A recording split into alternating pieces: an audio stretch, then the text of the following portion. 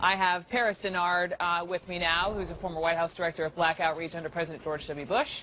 Keith Boykin is a CNN political commentator and a Democratic strategist. Joe Pinion is a supporter of the president. And Sarah Seidner, CNN correspondent, is with us, who's really just been reporting on hate and hate groups in this country over the past year. So welcome to all of you. And Keith, what's just your immediate response in hearing not only the president from earlier today and condemning who he referred to as thugs, you know, KKK, white supremacists, etc., but just now saying, I've condemned it. Your thought? It sounds like he doesn't take this issue seriously. Even in his speech earlier, he went to this whole litany about the economy before he even got to the discussion about the white supremacist murdering attack in Charlottesville. Just a few moments ago, when he's questioned about this and by Jim Acosta, he doesn't want to talk about it. He dismisses it. Oh, they've been condemned. They've been condemned.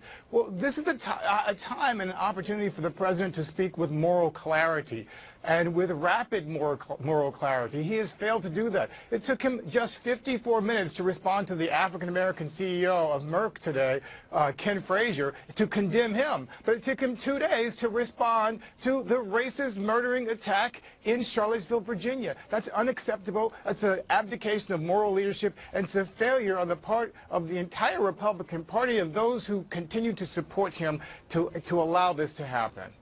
Paris, how do you see it?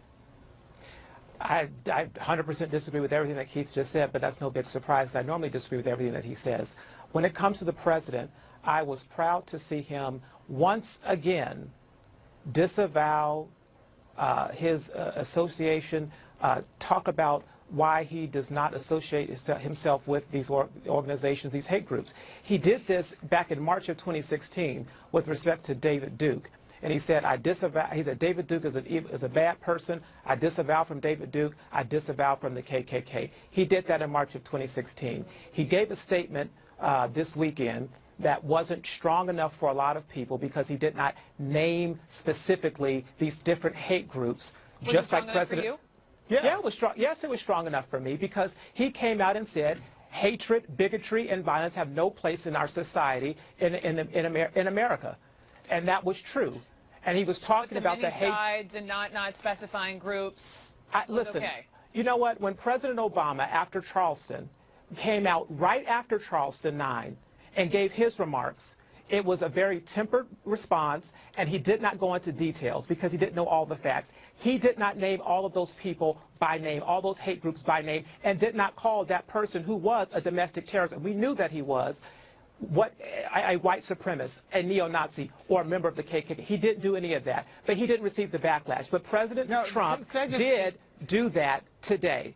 He did it, and afterwards, when Jim Acosta came and asked him about it again, he said, they have been disavowed. They have been disavowed. They have been disavowed. Can I just say something real quickly, Brooke? And the last point to this, Keith, I didn't interrupt you, is that I'm surprised that all of a sudden we want the President of the United States to be our bishop, our priest, our pastor. If you go back to past presidents, Bill Clinton, Richard Nixon for many instances, or even if you go back to JFK, there have been huge examples of moral failure. So the President of the United States has never been someone that we look to be our moral leader. If you want a perfect person, if you want somebody who was beyond fault and repute, you can't elect Jesus Christ because he's the only one that was perfect. This is a political leader. I'm sorry to the other guests. I just have to say something about this. We have a president of the United States right now who started his political career by attacking the first African-American president with a racist birtherist attack, which he continued for 5 years. He started his political campaign by attacking Mexicans, and he started his ascendancy in the political campaign by attacking Muslims. He has a history of racism, and he's failed to repudiate this. This is unlike President Obama. I'm offended that you continue to go there, Paris, but the reality is that President Trump has not done enough, and I'm ashamed that you, as an African-American, Paris, will not say that. Well, Keith, I don't need you to try to pull my black card. I am well aware of my blackness and don't need you to try to classify me as being one. I understand what racism is. Keith, don't go there. do not go there. I know what it means to be a black man in this country. I know, and I experience racism on a regular basis by being a Trump supporter and by being a proud American who happens to be a Republican. I get racist that's the racism you experience Let me by being a finish. Trump I get supporter? racist comments about my family, about my mother, about my girlfriend, about my character, every single day mostly coming from black people, Keith. If you really want to get down to it, my family's from Georgia. Keith, let me finish. My family's from Georgia. We have members of our family that went missing because of the KKK taking them up. So don't come to me and tell me about what it means to be a black person in this country. I fought every day in the George W. Bush White House. Yes, Keith, let me finish. Calm down.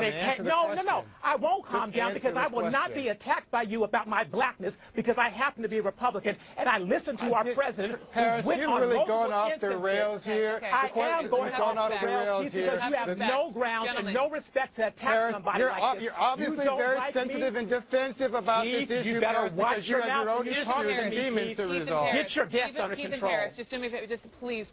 Get them under control because I will not come on the show and be disrespected and have my office. Oh, you can disrespect African Americans every day when you come on the show. Hang on, please. And you don't represent them at all. You don't represent the 8% of the that voted for the president. Guys, you're the spokesperson. Guys, I'm not their spokesperson, but I happen to be a black person who agrees with this president, and I'm proud that he stood up there and said what he said, denouncing the Klan, denouncing David Duke like he did in March, and denouncing this hatred, bigotry, and violence. He wasn't forced to do it. He was not forced to do it. Take that conversation, have it off camera. I really would like to have a substantive conversation about. Yeah, well, he better watch how he talks about me too. I understand. And Paris, shut up, please, for God's sake. Why do you keep doing this?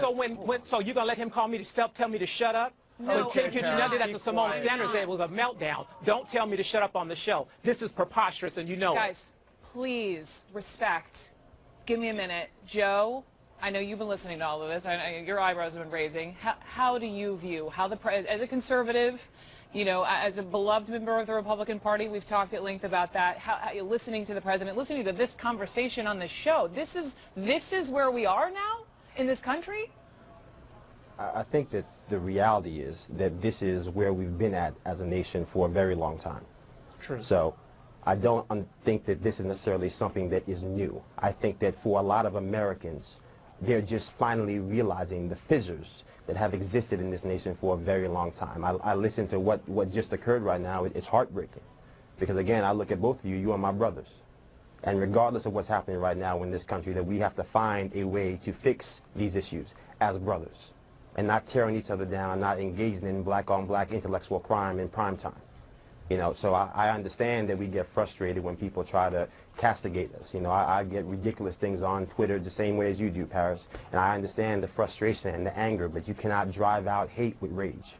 You know, and so again, that we need to figure out a way that we can, as a nation, as people, as a community of people of color, as a nation of people that is the tapestry of all different ethnicities, figure out how we can, again, come together, hold hands, and do things differently. I think there are realities that we need to confront on the Republican side as well as just as a nation.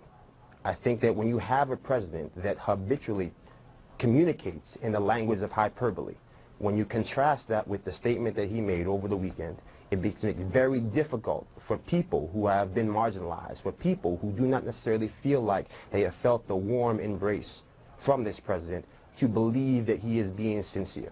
That is just the outcome of what has transpired, for better and for worse. And so I think, again, ultimately it's incumbent on us, those of us who have this platform, what has transpired, for better and for worse. And so I think, again, ultimately it's incumbent on us, those of us who have this platform, those of us who are put on issues that impact people's lives, to be able to sit down and say, what is our objective?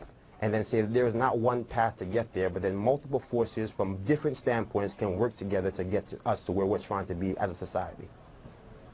Yeah, I want to add this. I think it's important to note, you know, this fight that we're just now having, we haven't even mentioned the victim's name, Heather Hare, who died as a result of hatred. And I think it's really important to remind everyone why we're talking about this now. And if you thought, or people thought, that we were living in a post-racial world because we had a black president, welcome to reality. I think that's one thing that people forget, is they say, oh, well, now look, we have a black president, look how great America is coming together. We are divided, and it's getting worse. I want to give you some idea about how we can very specifically look at what President Trump did not do, the words he did not use in the first 48 hours, and how that affected neo-Nazis, one of the most prolific, most well-known neo-Nazi. I want to read you what he said after the president came out with his initial statement. If this doesn't tell you something, I don't know what will. Here is what the Daily Stormer, the guy that runs it, said. He said Trump's comments were good. He didn't attack us. He just said the nation should come together. Nothing specific against us. When asked to condemn, he just walked out of the room. Really, really good. God bless him. Those words are coming from a person who uses the most vile, disgusting, hateful, anti-Semitic, anti-black, you name it, misogynistic. He has gone after the victim in this case, and these are the words coming from him. That's how President Trump came off to those who believe in white supremacy. That is a major problem. Words matter. They matter to everyone who is listening to the president, and the fact that he waited a couple of days to actually name these groups and say, look, no to the KKK, no to neo-Nazis. We have to look at this as they look at it. They are taking it as a signal that Trump is giving them a thumbs up. That's a problem. So the question into Paris is, Paris, how can the president, shouldn't the president, given that disgusting response, say, if you are my supporters, I do not want your support. Call them out by name. Do not support me. He's done that. When he says that I disavowed from you back in March, when he said that it's not March. We are in August. Someone is dead. I don't understand why he can't just go after the people who were perpetrating some of this. Yes, okay, a lot of people are that's angry, what he did why not mention it immediately? That's what he did today. And actually, it's more than one person that's dead. It's 3 people that are dead. So this is a it's a very serious issue. That is true. But and so the person he's announced who was hit and killed by someone who had these views is dead, and you had 2 sheriff's deputies that are dead trying to help deal with the situation that got out of control. Right. No matter what the president says, these idiots who you just gave a wonderful platform to are going to continue to use his name they have a platform. to get. I've never heard of these people. David Duke is the most irrelevant person, but you know what? He keeps coming around. David Duke keeps coming around because he tries to say that he's a Republican and he wants to be in the media. This website, these neo-Nazis, these KKK members, they want the media platform. They want to be known. They want to have the megaphone. They want to have the microphone. Keep mentioning their website. Congratulations. You're going to keep driving up their numbers. I won't go visit their website. I'm not going to go Google who this person is. But that's what they keep doing. And it is about the president. And he disavowed it back in March. He did it on a couple of days ago, and he did it again today. And then in the follow-up, he said, I distanced myself from him. He keeps doing it, and it's fine. Why is it that white Republican senators and members of Congress have been disagreeing with President Trump's statement on Saturday, saying he didn't go far enough? Yeah. Because if the president had read the statement as written, and not ad-lib, which he normally does, and not said that those 2 words or 3 words that he ad-libbed on, everyone would have said. Many sides. Everybody would have said, this was appropriate response, this was a good job. But the media and everybody else fanned the flames and said, oh, this president is racist. Oh, this president didn't do what he should have done. He should have gone further. But you have to understand, Paris, he wasn't specific on the groups. Why not just be specific on the groups, call them thugs, and be done with it at the get-go? Do you understand? It was like that nebulous nature of his comments led to this criticism. The genesis of the criticism was the president. I don't think naming the groups then would have done anything different than it did today. But pacified a lot of people who came to him to do that. Because listen, I go back to President Obama. You don't like me to do it, but I do. Because it gives us context on what people do in this situation when it happens unexpectedly, like Charleston did. At that time, President Obama did not name him and call him a domestic terrorist. He did not call him a neo-Nazi. He did not call him a white supremacist. Okay, he did but not do it. Paris, okay, and President Trump did not do it. But both statements were strong and were clear. When the president said hatred, bigotry, and violence have no place in America, he wasn't talking about the Christians and church-going people. He wasn't talking about the people who were there peacefully. He was talking about those who hate, those who are bigots, and those who are exercising violence. Paris, That let me was just clear say, to let me. me just say this, Paris, because let me just say this because President Trump spent his entire political campaign attacking President Obama. You've already made that talking point. No, this is a different point. So please. Oh, let different me talking finish. point. Go ahead. Good. Don't let me ahead, finish Keith. my point. Thank you. Okay. President Trump made this whole political career talking about President Obama's failure to call out radical Islamic terrorism. You can't attack radical Islamic terrorism unless you call it by name. Now here we have an instance of radical white supremacist terrorism, and President Trump won't call it by name. You Actually, he can't did have that it today. both ways. That's what he did today. It took him 2 days to say something. That's what so be accurate. Either he didn't say it or he didn't. He said it today. Okay, he said it today. We understand.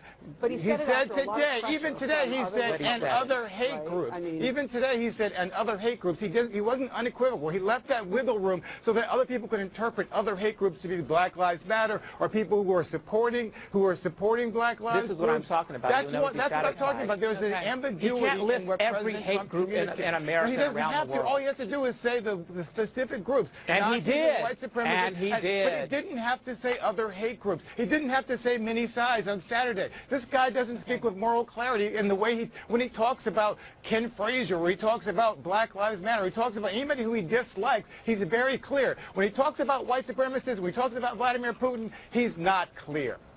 Joe, clear to and me. the message is Joe, the message Joe, is clear to the KKK, Joe, and it's where- clear to where the do we- neo-Nazis as well. Where do we go This is from here? ridiculous. I think What the do we do reality here? that we have to face right now is that we have a president that does not always speak with nuance, often does not speak with nuance. And so I think it becomes frustrating for people when we act as if somehow this president is going to somehow be held to a different standard when it comes to issues of people of color, when it comes to issues like Russia. But on everything else, he is given carte blanche to go out there and speak off the cuff. I think that that is very frustrating. That is dangerous. I think ultimately, when you talk about where we go from here, we need to sit down as a nation and say, these are the things that we value. Martin Luther King Jr. said it best. All we ask of America is to be true to what we say on paper. All right. And yet, incumbent in that is an understanding that some of the things that were on paper did not always apply to people of color in this country. And so when we talk about these issues of race, we can have honest and open discourse, but that has to be rooted in truth, and that has to be rooted in demonstrated love. And I think that that's what we need to do a better job of, not just as a party, as political figures, but also as a country, as a nation as well. All right, we're going to leave it there. Appreciate all of you. I'm done.